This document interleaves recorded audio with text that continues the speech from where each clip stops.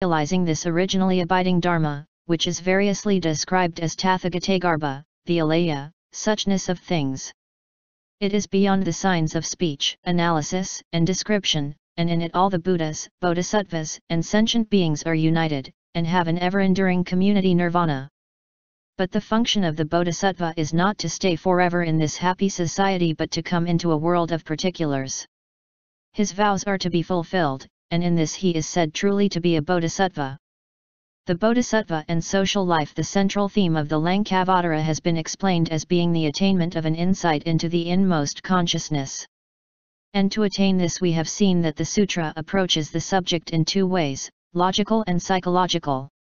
But as Buddhism is a religion and as every religion has its practical and social side, without which it will lose its reason of existence, the Lankavatara also prepares the Bodhisattva for his mission as one of the members of a cooperative life. In fact, this is what distinguishes the Mahayana from the Hinayana. For the latter's object of spiritual discipline does not extend beyond his own interest, however exalted it may be in itself, the object being the attainment of arhatship, a solitary saintly life. This is all well as far as it goes.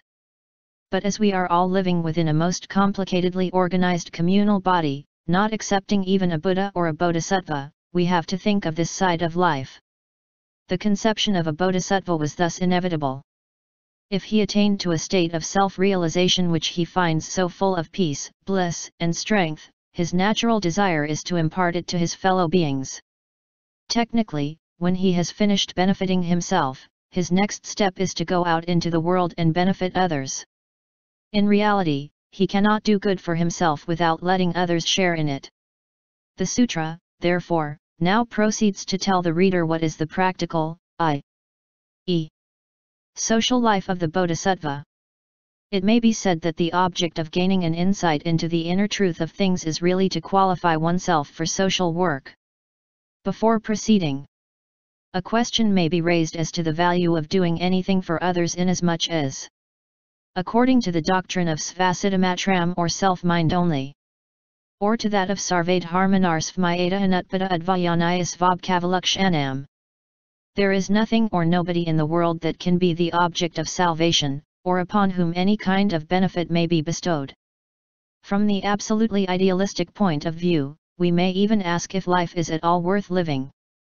Is it not really much ado about nothing that the Bodhisattva should try to save the world when the latter is no more than the illusion of his own mind? Is it not really like a monkey trying to take hold of the moon in water? This is what is called by the Mahayanists as akadadarsanam or nihilism, which does not understand yathabhudam, the truth of things. That the world is like a mirage, that it is thus empty, does not mean that it is unreal in the sense that it has no reality in any sense. But it means that its real nature cannot be understood by a mind that cannot rise above the dualism of to be and not to be. Therefore, the sung translation of the Lankavatara opens with this stanza recited by Mahamati. The world transcends the dualism of birth and death, it is like the flower in air. The wise are free from the ideas of being and non-being, yet a great compassionate heart is awakened in them. The last sentence, yet a great compassionate heart is awakened in them, is repeated in the first 4 verses. This is the most important passage not only in the philosophy of the Lankavatara but in the whole teaching of Mahayana Buddhism. Therefore, says the Ashvasahasrika Prajnaparamita Sutra. Sariputra asked Subhuti, if as you say the Bodhisattva is unborn, how is it that he works hard and suffers much for the sake of all sentient beings? To this answers Subhuti, I do not wish the Bodhisattva to think that he is working hard and suffering much. If he does, he is no Bodhisattva. Why? If he does cherish such thoughts, he cannot accept to benefit sentient beings whose number exceeds calculation. Rather let him rejoice over his doings. And, towards all sentient beings, feel like mother or father, son or daughter, and let him, feeling like this among men and women, walk in the path of Bodhisattvahood. Further than that, let him feel towards all beings as if they were himself, and think, if I am to be completely free from all woes, let them also be so in the same measure. I cannot leave them to their fate. I must save them from the innumerable pains they suffer, and even if I were cut up to pieces many times over? This I would not cherish any uncharitable feeling toward them is the way a bodhisattva mahasattva should feel toward all beings, and there will be no thought of hardship with him. The doctrine of effortless or purposeless deeds is rooted in the possibility of awakening, as is here stated, a loving heart for all beings, even though they have from the metaphysical point of view no self-substance and are therefore only relative in existential value. That is to say, the world is only a temporal phenomenon, and whatever evils and sufferings we encounter, they have no finality as far as they go. But the pitying heart that transcends the cold and severe contemplation of the reasoning philosopher has no inclination to ignore the reality of particularization. It is determined to eradicate all the evils that are in the world and to save all the suffering ones in the sea of transmigration. This compassionate heart has no ulterior motive except that it moves spontaneously and universally like the sun that shines on the righteous and on the unrighteous. This heart is called pure and undefiled because it is above the relativity of being and non-being. And yet it never ceases to function out of its overflowing goodness. The Sanskrit text of the Lankavatara that we have now reads somewhat differently from what we have here. We have taken it from the Sung translation, which agrees with the Tiang. The way reading is in accord with the Sanskrit. This fact has already been noticed before. It shows that there must have been at least 2 original tells of the Lankavatara already at the time of the way translation. And, moreover, there were some reasons for the Tiang translation to adopt the first reading instead of the second. What I would now like to know is the reason for this deviation from the way. What was really the reason that made the Tiang adopt the Sung rather than the way? To say that the texts varied is not enough. According to Fatsung's commentary notes on the Lankavatara, the Tiang is the outcome of 5 Sanskrit texts and the 2 Chinese translations being carefully collated by the best scholars of the time under the imperial auspices. The Tiang is, therefore, the result of mature scholarship and authoritative revision. The result thus attained in the Tiang reading is naturally in full accordance with the spirit of Mahayana Buddhism. Whereas the way and the present Sanskrit text do not bring out the inner sense of the Lankavatara so clearly and adequately. That the world appears like the ethereal flower, etc., is only when seen by the transcendental eye of wisdom and not when felt by the compassionate heart of the all-loving Buddha. The heart particularizes and feels pity for the sufferings of the world. This is the common teaching of the Mahayana. If the world is like a vision even when perceived in the love of the enlightened one, where is the framework in which to build up the temple of universal salvation? The opening verses of the Lankavatara must be read as in the Sung and in the Tiang, and not according to the way and the present Sanskrit edition.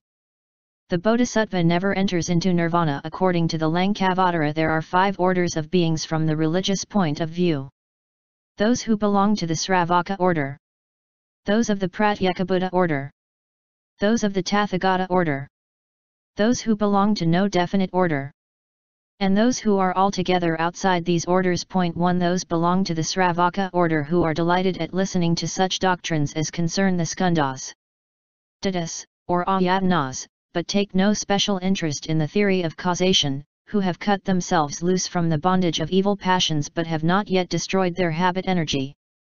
They have attained the realization of nirvana, abiding in which state they would declare that they have put an end to existence. Their life of morality is now attained, all that is to be done is done, they would not be reborn. These have gained an insight into the non-existence of an ego substance in a person but not yet into that in objects. Those philosophical leaders who believe in a creator or in the ego soul may also be classed under this order. The Pratyatmagata order comprises those who are intensely interested in anything that leads them to the realization of Buddhahood. They would retire into solitude and have no attachment to things worldly. When they hear that the Buddha manifests himself in a variety of forms, sometimes in group, sometimes singly, exhibiting miraculous powers, they think these are meant for their own order, and immensely delighted in them they would follow and accept them. The Tathagata order may be again divided into 3. Those who gain an insight into the truth that there is no individual reality behind what one perceives. Those who know that there is an immediate perception of the truth in one's inmost consciousness. And those who perceive that besides this world there are a great number of Buddhalands wide and far extending. They may listen to discourse on such subjects as manifestations of mind, or transcendental realm of the Alaya, from which starts this world of particulars, and yet they may not at all feel astonished or frightened. These belong to the order of Tathagatas. The fourth one is of indeterminate nature, for those who belong to it may take to either one of the above three orders according to their opportunities. There is still another class of beings which cannot be comprised under any of the four already mentioned. For they have no desire whatever for emancipation, and without this desire no religious teaching can enter into any heart. Two subclasses, however, may be distinguished here, those who have forsaken all roots of merit, and those who have vowed at the beginning to save all beings. They both belong to the Ihantaka orders so called. Into the former fall all those who vilify the doctrines meant for the Bodhisattvas, saying that they are not in accordance with the sacred texts, rules of morality, and the doctrine of emancipation. Because of this vilification they forsake all the roots of merit and do not enter into nirvana. The second group is that of the Bodhisattva, who wishing to lead all beings to nirvana denies himself this bliss. He vowed in the beginning of his religious career that until every one of his fellow beings is led to enjoy the eternal happiness of nirvana he himself would not leave this world of pain and suffering, but must strenuously and with every possible means work towards the completion of his mission. But as there will be no termination of life as long as the universe continues to exist, the Bodhisattva may have no chance forever to rest himself quietly with his work finished in the serenity of nirvana.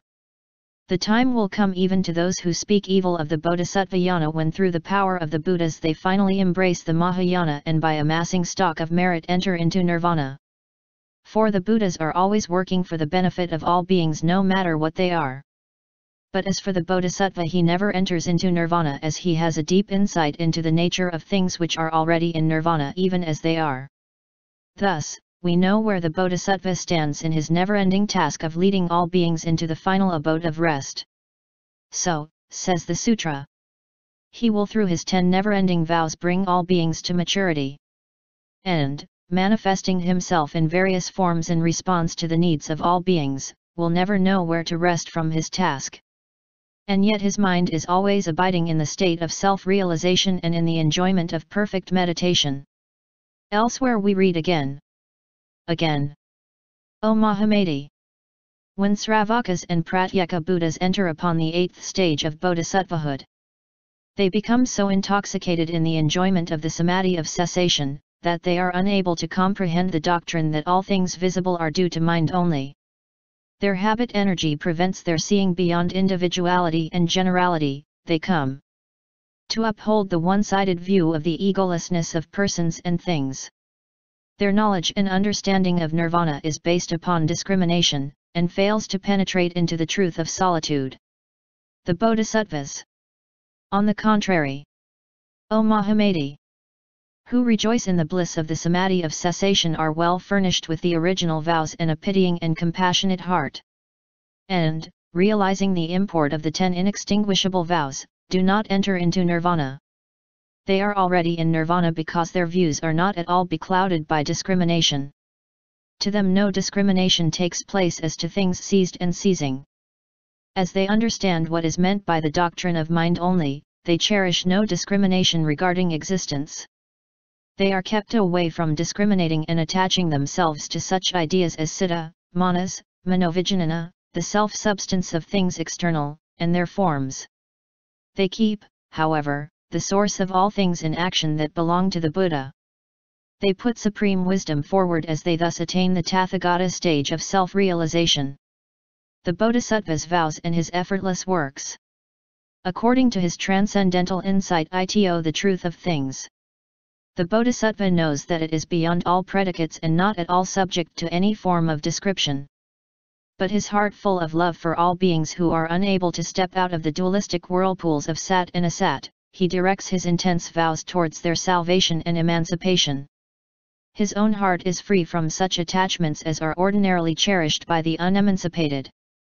But that which feels persists, for his insight has not destroyed this, and hence his purvapranladhana, his upayakausalya, his nirmanakaya, Yet all that he does for the maturity of all beings in response to their needs is like the lunar reflection in water, showing himself in all forms and appearances he preaches to them on the Dharma.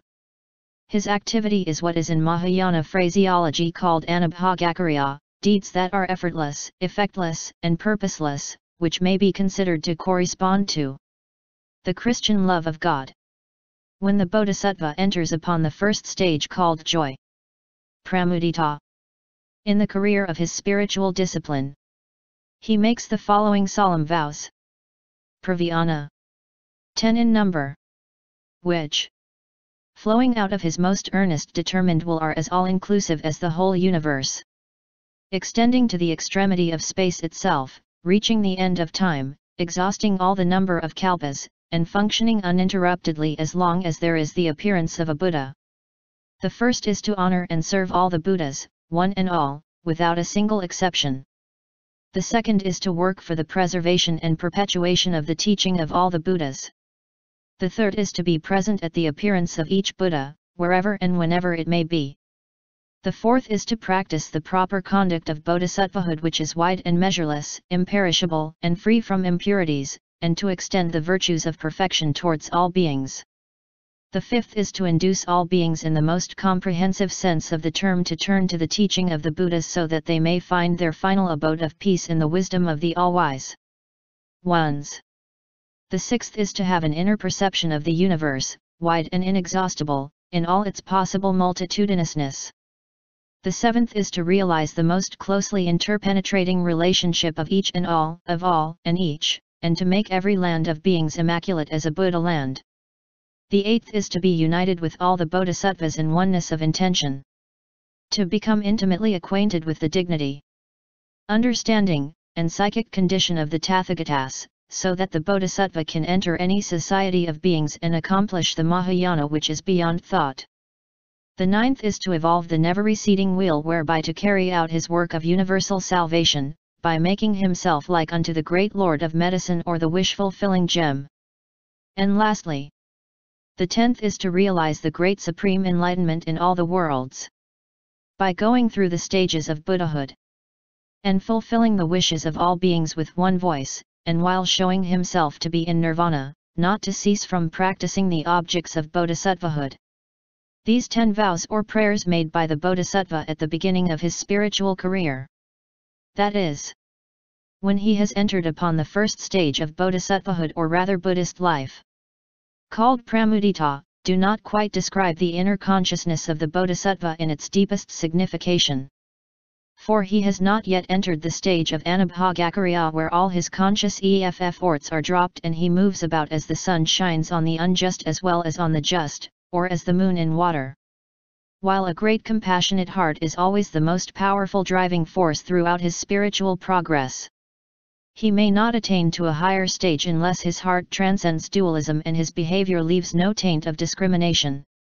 Up to the 7th stage of Buddhist life, the bodhisattva has not been free from the sense of making effort for the attainment of a certain definite object. He has so far always been conscious of strain and strenuosity, he has been making a definite attempt at accomplishing something, at bringing forth some tangible result as the outcome of his labor. But he has now completed this part of his work. He has now graduated, so to speak, from an effortful life. He is now on the way to a life of NGHIA, where no efforts are made, no consciousness of strain is left, though he is far from being a sleepy lethargic good-for-nothing fellow now. So we read in the Avatali-Saka Sutra, or in the Dasabhumika Sutra, that up to the 7th stage the bodhisattva has endeavored not to be affected or contaminated by a life of evil passions, but has not yet been able to go beyond it. He is like a great king who goes about riding on a fine elephant. He knows thus that there are many poverty-stricken people in his country, but he himself has no fear of becoming one of these unhappy creatures. He is quite free indeed from such contamination, but he cannot be said to be a superman who has passed beyond the frailty of a mortal being. He can attain to this transcendental state only by abandoning his kingly position and being born in the Brahman world, where, enveloped in the celestial light, he looks down at thousands of worlds and freely walks among them. The Bodhisattva, up to the 7th stage. Has gone through the world riding in the carriage of the Paramithas. And due to these virtues he has been secluded from the contamination of this world, though he knows well that there are defiled lives enough here. But he cannot be called yet to be one who has gone altogether beyond evil passions and deeds following them. If, however, he abandons all his conscious strivings or purposeful efforts, that is, if he finally passes from the 7th to the 8th stage, and, riding in the Bodhisattva's carriage of immaculacy, walks through the world, free from contaminations, he is really one who has altogether gone beyond. When thus the Bodhisattva, discarding all effortful works, attains to the effortless state of consciousness, he enters upon the 8th stage known as Akala, the immovable. But we must remember that effortlessness is the outcome of intense effort, and that when the former is not preceded by the latter, it can never be realized. Says the Dasabhumake. It is like a man who in a dream finds himself drowning in a river. He musters all his courage and is determined at all costs to get out of it. And because of these very efforts and desperate contrivances he is awakened from the dream, and when thus awakened he at once perceives that no further doings are needed. Now, so with the Bodhisattva. Because of the great determination and the constant strivings that he has put forward in order to save all beings from drowning in the river of ignorance and confusion, he has at last reached the 8th stage, and once here all his conscious efforts are set aside, his perception is not obstructed by dualistic considerations, nor by appearances. The Lankavatara also has this dream illustration, but its application somewhat differs from that in the Dasabhumka. It is like a man's attempting to cross a great river in a dream. While exerting himself eagerly to cross to the other side of the water, he is awakened even before getting there. Being awakened, he thinks, is this real? Or is it not real? Then he recalls, this is neither real nor unreal. That which took place in the dream is due to the discrimination that has been going on since the beginningless past as regards forms and figures in their multitudinousness. The discrimination that is the outcome of the memory experienced in seeing, hearing, thinking, and cognition. It is not to be viewed by the categories of being and non-being. It is to be regarded as something that has been experienced during a dream by the Manovijnana. It is likewise with the Bodhisattva Mahasattva, who, passing from the 1st stage on to the 7th, realizes at the 8th that no discrimination has ever been proceeding in him, that all things as they are seen in full realization are like Maya, etc. That all things are free from the imagination that longs for seizing and being seized, and that mind and what belongs to it appear as the result of discrimination. Seeing all this, the Bodhisattva strives to realize everything that belongs to the Buddha. He enlightens all who have not yet attained enlightenment. This is the Bodhisattva's nirvana. It is not annihilation. As he is removed from citta, manas, manovijnana, and thoughts of discrimination, there is in him an acceptance of all things as unborn. O Mahamati, in ultimate truth there is no gradation, no continuity, no imagery, no discrimination, and this I known as the truth of solitude. This effortlessness is again compared in the Dasabhumika to a great seafaring boat. When the boat is not yet at sea, much labor is needed to make it move forward, but as soon as it reaches the ocean, no human power is required. Let it alone and the wind will take care of it. One day's navigation thus left to itself in the high seas will surely be more than equal to 100 years of human laboring while still in the shallows. When the Bodhisattva accumulating the great stock of good deeds sails out onto the great ocean of Bodhisattvahood, one moment of effortless activity will infinitely surpass deeds of conscious striving. By these analogies, the reader will be able to form some idea as to the significance in Buddhism of a life of effortlessness. When the Bodhisattva reaches this stage of Buddhist life, he is said to be standing on the stage of immovability, for he has now realized anutpadikadharma k shanti. This is defined in the following terms in the Dasabhumika 3, showing where is the spiritual background of the Anubhagakarya, which is really the quintessence of Bodhisattvahood. The Bodhisattva Vajragarbha said, O venerable sons of the Buddha! When the Bodhisattva, while at the 7th stage, has thoroughly finished examining what is meant by cleansing the paths with transcendental wisdom and skillful means, has accumulated all the preparatory material, has well equipped himself with the vows, and is sustained by the power of the Tathagatas, procuring in himself the power produced from the stock of merit, attentively thinking of and in conformity with the powers, convictions, and unique characteristics of the Tathagata, thoroughly purified, sincere in heart, and thoughtful, elevated in virtue, knowledge, and power, great in pity and compassion, which leaves no sentient beings unnoticed, and in pursuit of the path of wisdom that is beyond measurement. And further, when he enters, truly, as it is, upon the knowledge that all things are, in their nature, from the first, unborn, unproduced, devoid of individualizing marks, have never been combined, are never dissolved, nor extinguished, nor changing, nor ceasing, and are lacking in self-substance. When he enters upon the knowledge that all things remain the same in the beginning, in the middle, and in the end, are of suchness, non-discriminative, and entering into the knowledge of the all-knowing One. And finally, when he thus enters upon the knowledge of all things as they really are, he is then completely emancipated from such individualizing ideas as are created by the mind and its agent. He is then as detached as the sky, and descends upon all objects as if upon an empty space. He is then said to have attained to the acceptance of all things as unborn. Those that have no self-substance are unborn, and in their nature are like the sky. Dharmas sought outside the concatenation are the products of discrimination by the ignorant. There is, however, an unborn reality other than those just mentioned, which is the one attained by the wise. Its birth consists in not being born, and in this not being born, there is their Kshanti. The triple world thus has nothing to depend upon, either inside or outside. Seeing this existence unborn, there is the Kshanti of no birth. All these quotations point to the correctness of my interpretation of the phrase, Anutpadakadharmakshanti. This may seem from the point of view of ordinary terminology almost too abstract, too metaphysical.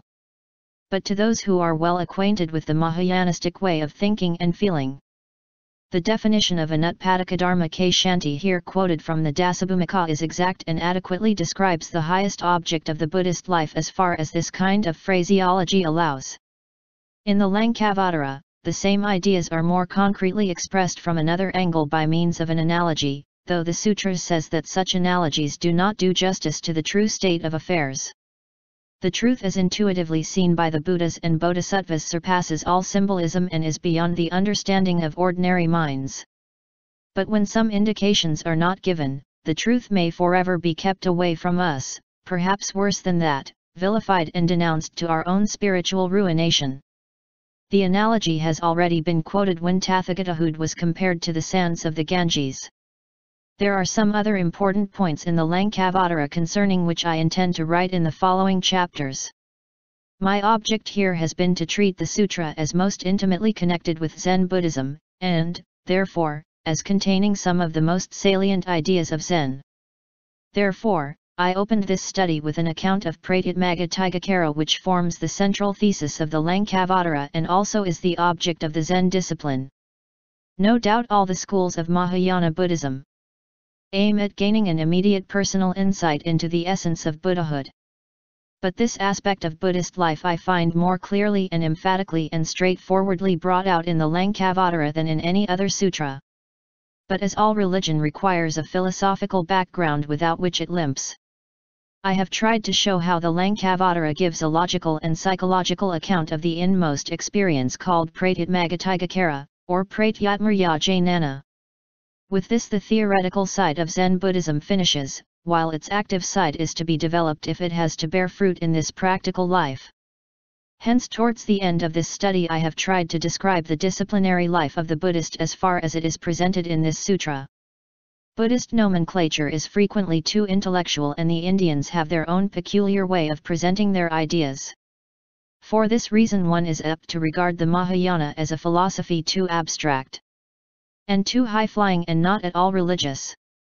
But the fact is that the Mahayana stands firmly on two legs, prajna and karuna, transcendental idealism, and all-embracing affection for all kinds of beings, animate as well as inanimate. The former sees into the unity of things, and the latter appreciates their diversity. The Bodhisattva weeps with suffering beings and at the same time realizes that there is one that never weeps, being above sufferings, tribulations, and contaminations. Buddhist life finds its perfect realization in a harmonious blending of the two conceptions. Philosophically, the one and the many, sat and asat. Religiously, the pure and the defiled. And this balancing is seen in the Bodhisattva's parandhana or vow. There are two worlds, the defiled and the immaculate. And between the two there is no way to cross from the one to the other, except by the power of the Bodhisattva's great vow, transcendental wisdom, skillful means, and psychic penetration. The 10 vows of Bodhisattva Samantabhadra. It may be appropriate to conclude this part of the study of the Lankavatara by quoting the 10 vows of the Bodhisattva Samantabhadra, which forms the concluding chapter of the Gandhavayaha Sutra.